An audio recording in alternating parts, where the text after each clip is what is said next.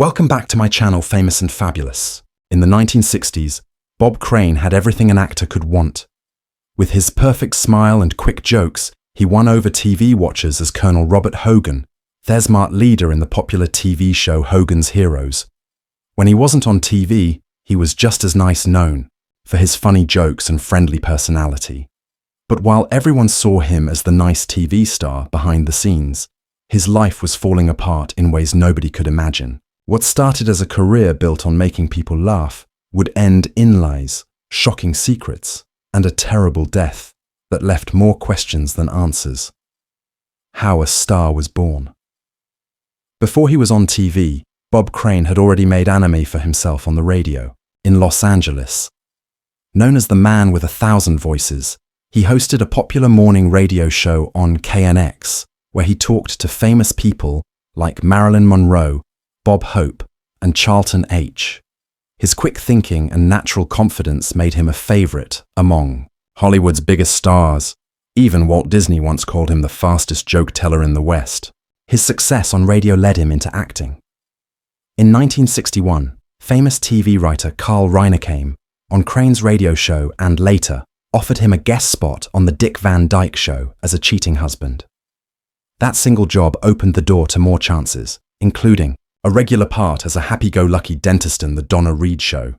By 1965, Crane's agent sent him the script for a new TV show called Hogan's Heroes. At first, he thought it was a war drama, not knowing it was a comedy about Allied prisoners of war always outsmarting their silly German guards. Even though the idea was weird, Hogan's Heroes became a huge hit. Crane's acting as Colonel Robert Hogan made him famous everywhere. Their show ran for 6 seasons from 1965 to 1971, earning him 2 Emmy nominations and turning him into one of TV's most well-known stars. His face appeared on billboards, lunchboxes, and magazines all over the country. For millions of viewers, he was the smiling, smart leader who always had a plan. On TV, Crane was living the dream. But even when he was most famous, people close to him began noticing changes. His personal life became hard. His want for excitement grew, and his behavior off camera showed he had an obsession that would slowly eat him up. For now, though, the world only saw the laughter, the secret double life. Behind the smile and charm that made Bob Crane a household name, there was a very different reality happening. In the mid-1960s, his interest in taking pictures began changing into something more personal. At first, he simply enjoyed playing around with cameras, taking portraits, and testing new video equipment. But slowly, the camera became more than a hobby. It turned into a main part of his private world. The big change came when his Hogan's Heroes co-star, Richard Dawson, introduced him to John Henry Carpenter, a video equipment salesman for Sony Electronics. Carpenter knew lots of people in Hollywood and gave Crane access to the newest technology. The two quickly became friends, bonding over their shared interest in recording equipment. Carpenter even helped him set up devices in hotels while they were on the road. What started as a friendship built on curiosity eventually led to behavior that worried those who knew Crane best. Together, they began going to bars and nightclubs where Crane's celebrity status got plenty of attention. Hefton introduced Carpenter as his manager, and the pair became best friends, traveling together and spending countless hours playing with new gadgets. While some saw this as harmless fun, others were worried by how dependent Crane seemed on his constant filming. Co-workers noticed he was becoming distracted, more worried about his side hobby than with the work that had once defined him. The stress spilled into his personal life. His marriage to Ann Terzian, his high school sweetheart and the mother of his 3 children, ended in divorce after more than 20 years. He later married Patricia Olson, known to viewers of Hogan's Heroes as Sigrid Valdis, but the same problems followed him. Even during the filming of Disney's 1973 family movie, Superdad, Crane's behavior on set was reported to have raised concerns among bosses, hurting his reputation in the business. By the late 1970s, Crane was no longer the TV star he had once been. He found steady work in stage play and seemed determined to rebuild his career. At the same time, however, his friendship with Carpenter had become a source of tension. Crane told friends that he wanted to move on, to leave behind old habits and start fresh. But by the summer of 1978, it was already too late. The murder in Scottsdale. By June 1978, Bob Crane was living in Scottsdale, Arizona, performing an offstage comedy called Beginner's Luck at the Windmill Dinner Theater. At 49 years old, just 2 weeks away from his 50th birthday, he seemed determined to change his life. Friends later remembered that he'd talked about divorcing Patricia Olson and ending his friendship with John Carpenter. He wanted to wipe the slate clean. But before he could take that step, his life came to a sudden and tragic end. On the afternoon of June 29th, co-star Victoria Ann Berry went to check on Crane after he failed to show up for a lunch meeting. Inside his apartment at Winfield Place, she found a scene that would haunt Hollywood for decades. Crane was found dead in his bed. The injuries to his head were terrible, and investigators believed the object used may have been a camera tripod.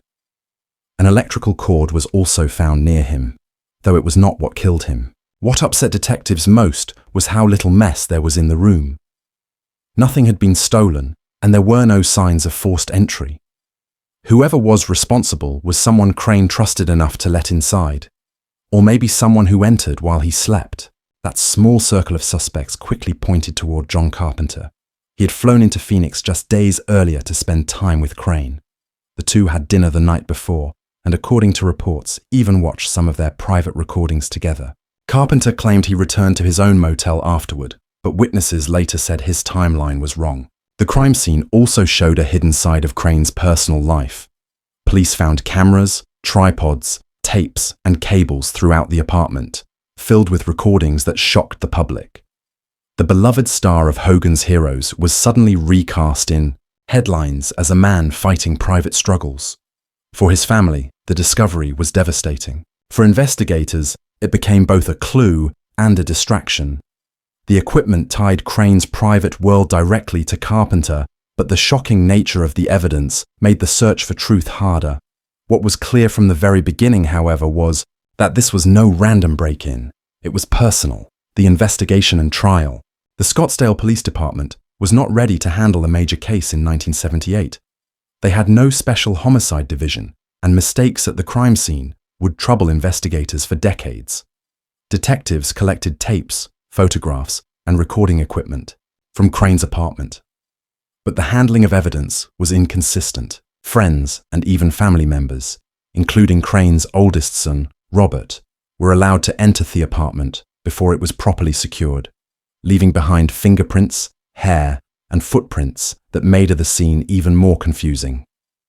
Despite these problems, suspicion soon centered on John Carpenter. He had been staying nearby, had spent time with Crane the night before, and his rental car contained smears of blood that matched Crane's type. Back then, DNA testing was not available yet, and blood typing alone was not enough to prove guilt. Without a clear weapon or fingerprints, the Maricopa County District Attorney decided not to file charges. Carpenter returned to Los Angeles, but his reputation was permanently damaged. For more than 10 years, the case went quiet. Then in 1990, investigators Barry Vassell and Jim Raines reopened the files. New advances in DNA testing gave them hope. They looked at the evidence again and found an old photograph of Carpenter's car interior that appeared to show a biological fragment. The original samples had been lost, but the discovery was enough for prosecutors to move forward. In 1992, John Carpenter was arrested and formally charged in connection with Crane's death. The trial, which began in 1994, played out like a courtroom drama. The prosecution argued that Carpenter, upset over Crane's decision to end their friendship, had acted out of anger. They presented the blood evidence, the history between the two men, and testimony from Crane's son, Scotty, who said his father had repeatedly talked about cutting Carpenter out of his life. The defense responded by questioning how reliable the evidence was. They pointed out that the key biological sample was missing, that the crime scene had been poorly preserved, and that the tripod theory was just guessing. They also pointed to the possibility of other suspects, such as people who may have held grudges against Crane. After weeks of testimony, the jury was not convinced. In 1994, John Carpenter was found not guilty. He said he was innocent until his death in 1998. Officially, the case returned to the cold files, still unresolved and unfinished. The family's struggle and the legacy of scandal for Bob Crane's children. The trial brought no peace. His oldest son, Robert, described how painful it was to watch the most personal details of his father's life turned into a public show. The courtroom was filled with testimony and evidence that shifted attention away from Crane's decades of work in radio and TV. Instead of bringing answers, the trial left his family with more questions and a lasting sense of hurt. Robert David Crane, another of his sons, later spoke about his suspicion that Patricia Olson, Crane's second wife, known on screen as Sigrid Valdis, may have had a deeper connection to events. He noted that Bob's will left his entire estate to Olson, leaving out his children and first wife. Nobody got anything out of this except for one person, Robert David said. Prosecutors never considered Olson a suspect, but the guessing added another layer of bitterness to the family's grief. Crane's son, Scotty, also struggled with how his father was shown. He said that those who appeared in the recordings were willing participants, but news coverage rarely showed the full story. Headlines painted, Cranius a fallen star consumed by controversy, overshadowing his reputation as a pioneering radio host and Emmy-nominated actor. What he accomplished on stage and screen was drowned out by the darker parts of history. The funeral in July 1978 had shown just how loved Crane was in Hollywood. Around 200 mourners, including stars like Patty Duke, Carol O'Connor, and John Astin, came to St. Paul the Apostle Church in Los Angeles to pay their respects. His co-stars from Hogan's Heroes served as pallbearers. Yet, in the years that followed, Hollywood seemed to quietly step away. Reruns of Hogan's Heroes declined, and Crane's name was often whispered with controversy rather than celebrated fortunate. For his family, this was the most painful cut of all. The man they knew was complicated, flawed, yes, but also warm, funny, and gifted. Instead of being remembered for the joy he brought to millions, he was frozen in time as the subject of an unsolved case. His achievements buried beneath a cloud that never fully lifted, new DNA tests, Hollywood's memory, and the final tragedy. Even after John Carpenter's acquittal in 1994, the Scottsdale police and Maricopa County prosecutors continued to revisit Bob Crane's case. Technology was advancing, and there was hope that DNA could succeed where 1970s forensic methods had failed. In 2016, Phoenix TV reporter John Hook received permission to retest their remaining blood samples taken from Carpenter's rental car. Using modern techniques, analysts found 2 male DNA sequences. One belonged to an unidentified man, while the other was too damaged to provide a conclusion. Importantly, the tests used up all of their remaining material, making any further analysis impossible. The case once again returned to limbo. This result frustrated Crane's surviving family. His son, Robert, who published Crane, Sex Celebrity, and My Father's Unsolved Murder in 2015, admitted that closure would never come. He described living with his father's death as living in a constant fog. Scotty, meanwhile, pushed back against portrayals of his father in popular culture. When the 2002 film Autofocus depicted Crane in an exaggerated and sensational way, Scotty argued that it was wrong. He even created orb site bobcrane.com to share documents and material that he felt showed a fuller, more balanced picture of his father's life. Yet the damage to Crane's reputation remained. Hollywood rarely mentions his name without a reminder of controversy. His greatest achievement, Hogan's Heroes, is almost always discussed in the same breath as his unsolved case.